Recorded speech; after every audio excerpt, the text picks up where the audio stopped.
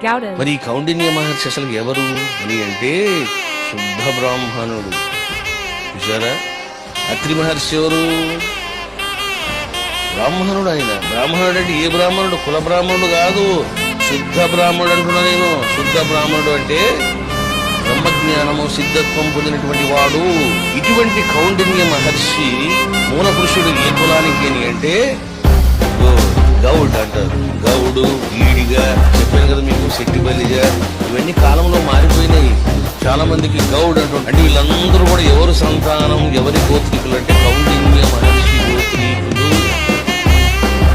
కాబట్టి గౌడు కులస్తులందరూ, గౌడ కులస్తులందరూ, శెట్టిబల్లిగా వాళ్ళందరూ కౌండిన్య మహర్షి వారి యొక్క సేవ చేయాల.